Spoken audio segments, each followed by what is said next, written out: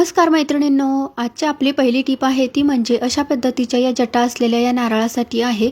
अशा प्रकारचे नारळ आपण ज्यावेळेस पूजेसाठी घेऊन येतो त्यावेळेस पूजा झाल्यानंतर हे नारळ आपण इकडे तिकडे ठेवतो त्यावेळेस याची धूळ या पद्धतीने खाली पडते।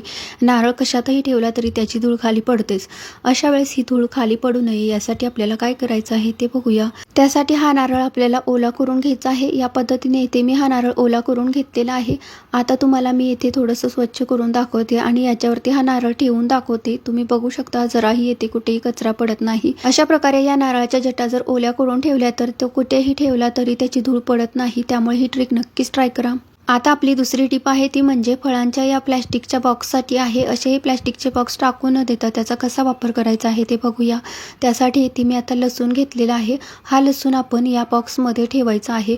या पद्धतीने आपण हे बॉक्स टाकून न देता त्याच्यामध्ये अशा पद्धतीच्या छोट्या छोट्या गोष्टी आपण याच्यामध्ये ठेवू शकतो। आता याला आपण झाकण लावून घेऊया। आता या बॉक्सला तुम्ही बघू शकता असे होल आहेत। याच्यामधून हवा लागली जाते आणि त्याच्यामुळे लसूण खराबही होणार नाही। त्यामुळे हे बॉक्स तुम्ही टाकून न देता त्याचा असा वापर नक्कीच करा। आता मी तुम्हाला तेलाच्या या बॉटलचा खूप छान असा उपयोग करून दाखवणार आहे। अशी ही तेलाची बॉटल आता आपल्याला कट करून घ्यायची आहे। त्यासाठी येथे मी आता चाकू घेतलेला आहे। चाकूने आपल्याला अगदी थोडंसं असं कट करून घ्यायचं आहे। अशा प्रकारे थोडंसं चाकूने कट करून झाल्यानंतर आता आपल्याला हे कैचीने कट करून घ्यायचं आहे। कैचीने खूप व्यवस्थित असं कट करता येतं, त्यामुळे चाकूने न करता या पद्धतीने आपण कैचीने कट करून घ्यायचं आहे। आता ही आपण व्यवस्थित अशी कट करून घेऊया। बॉटल आता या पद्धतीने मी कट करून घेतलेली आहे। आता याला मी गिफ्ट पेपर लावून घेणार आहे।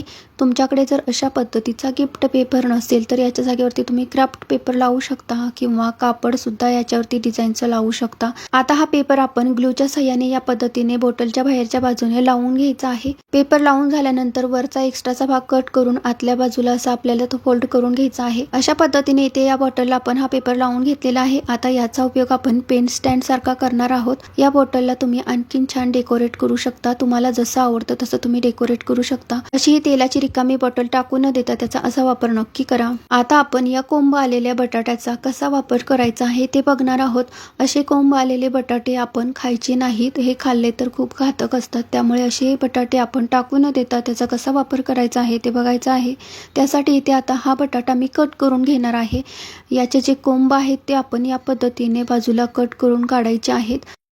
या पद्धतीने इथे मी बटाट्याचे सर्व कोंब बाजूला काढून घेतलेले आहेत। अशा प्रकारे बटाट्याचे हे कोंब आपण कट करून घेतल्यानंतर आता आपण ते मोठ्या कुंडीमध्ये मातीमध्ये लावून घ्यायचे आहेत। तुम्ही जर गावाकडे राहत असाल तर डायरेक्ट शेतामध्ये तुम्ही हे लावू शकता किंवा या पद्धतीने शहरात राहत असाल तर मोठ्या कुंडीमध्ये मातीमध्ये हे लावायचे आहेत। तुम्ही येथे बघू शकता थर्माकोलच्या या बॉक्समध्ये मी कोथिंबीर लावलेली आहे। यातच आता मी हे बटाटे लावून घेणार आहे। अशा प्रकारे हा कोंब आलेला बटाटा आपल्याला खायचा सुद्धा नाही आणि टाकूनही द्यायचा नाही। अशा पद्धतीने तो आपल्याला या कुंडीमध्ये लावून घ्यायचा आहे। तुम्ही इथे बघू शकता असेच हे कांदे सुद्धा खराब झालेले होते ते सुद्धा मी या कुंडीमध्ये लावलेले आहेत। त्यामुळे ही आयडिया तुम्ही नक्कीच ट्राय करून बघा। आता मी तुम्हाला खराब झालेला कांगवा कशा पद्धतीने स्वच्छ करायचा आहे ते दाखवणार आहे। येथे हा कांगवा तुम्ही बघू शकता या पद्धतीने थोडा थोडा काळा झालेला आहे, त्याच्यामध्ये घाण अडकलेली आहे। असा हा खराब झालेला कांगवा आपण कसा स्वच्छ करायचा आहे ते बघायचं आहे। अगोदर हा कांगवा आपल्याला आता ओला करून घ्यायचा आहे। ओला करून घेतल्यानंतर त्याच्यामध्ये जी घाण असते ती ओली होते आणि त्याच्यामुळे ती पटकन स्वच्छ होण्यास मदत होते। आता हा कांगवा आपण ओला करून झाल्यानंतर हा कशाने स्वच्छ करायचा आहे ते बघायचं आहे। त्यासाठी येथे मी शॅम्पू घेतलेला आहे। येथे तुम्हाला जर शॅम्पू वापरायचा नसेल तर तुम्ही हँडवॉश सुद्धा घालून तो घासू शकता, स्वच्छ करू शकता। आता या पद्धतीने थोडासा शॅम्पू घालून आपण या कपड्याच्या ब्रशने हा कांगवा घासायचा आहे।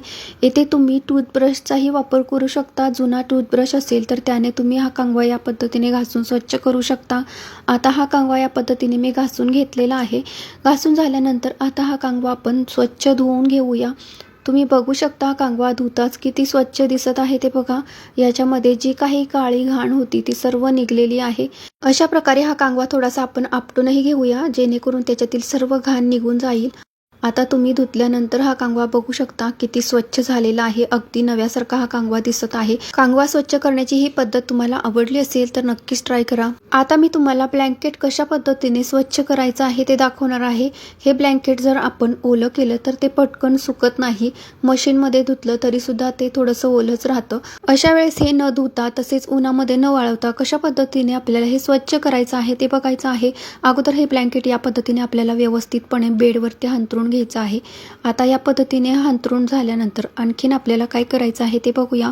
आता त्यासाठी इथे मी एक वाटी घेतलेली आहे। वाटीमध्ये आपण अंदाजे 1.5 ते 2 चमचा बेकिंग सोडा घ्यायचा आहे। येथे मी 1.5 चमचा घेतलेला आहे। बेकिंग सोडा घेतल्यानंतर आता आपल्याला याच्यामध्ये थोडीशी टॅल्कम पावडर घालायची आहे। तुम्हाला जी घालायची आहे ती घालू शकता, तुमच्याकडे जी असेल ती तुम्ही घालू शकता। आता हे दोन्ही आपल्याला व्यवस्थित मिक्स करून घ्यायचं आहे। मिक्स करून झाल्यानंतर आता आपल्याला याचं काय करायचं आहे ते बघूया। त्यासाठी आता इथे एक मी गाळणी घेतलेली आहे। गाळणीमध्ये आता हा बेकिंग सोडा आणि पावडर घालून घेऊया। आता हे आपल्याला पूर्ण ब्लँकेटवरती या पद्धतीने घालून घ्यायचं आहे। व्यवस्थितपणे आपल्याला हे सर्व ब्लँकेटवरती पसरून टाकायचं आहे। अशा प्रकारे ब्लँकेटवरती बेकिंग सोडा आणि पावडर घालून झाल्यानंतर आता आपल्याला तो 5 मिनिटे असंच ठेवायचा आहे। आणि आता बाउलमध्ये आपल्याला पाणी घ्यायचं आहे आणि पाण्यामध्ये आपल्याला डेटॉल घालायचं आहे। डेटॉल तुमच्या अंदाजाने तुम्ही घालू शकता।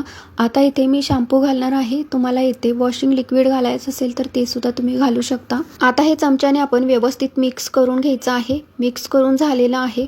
आता इथे मी एक पांढरं कापड घेतलेलं आहे। तुमच्याकडे ज्या कलरचं असेल ते तुम्ही कापड घेऊ शकता। इथे माझ्याकडे असं हे पांढरं होतं, त्याच्यामुळे इथे मी पांढरं घेतलेलं आहे। आता हे कापड या पाण्यामध्ये आपण या पद्धतीने बुडवून त्याच्यातील जे एक्स्ट्राचं पाणी आहे ते काढून घ्यायचं आहे। आता हे ब्लँकेट स्वच्छ करण्यासाठी कुकरचा कशा पद्धतीने आपल्याला वापर करायचा आहे ते बघायचं आहे। त्यासाठी इथे आपल्याला कुकरचं झाकण घ्यायचं आहे।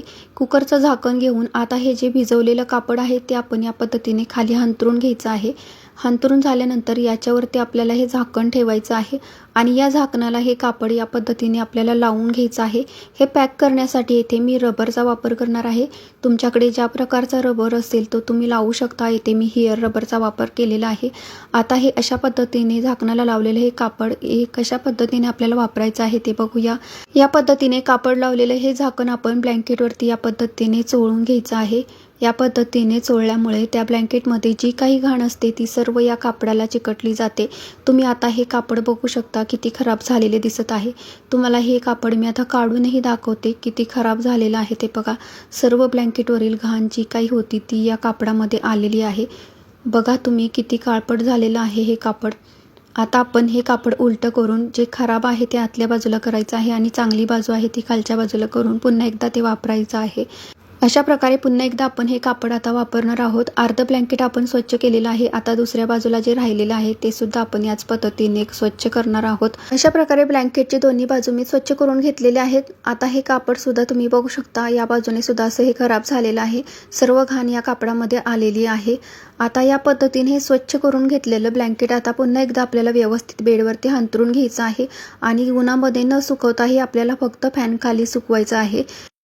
ब्लँकेटमध्ये जास्त ओलसरपणा नसल्यामुळे आपण हे फक्त फॅन खाली सुकवू शकतो। तुम्हाला जर उन्हामध्ये सुकवायचं असेल तर उन्हामध्ये सुद्धा तुम्ही हे सुकवून घेऊ शकता। अशा प्रकारे कितीही मोठं असलेलं हे ब्लँकेट अगदी 5 मिनिटात आपण सहज स्वच्छ करू शकतो। ही आयडिया तुम्हाला आवडली असेल तर नक्की ट्राय करा।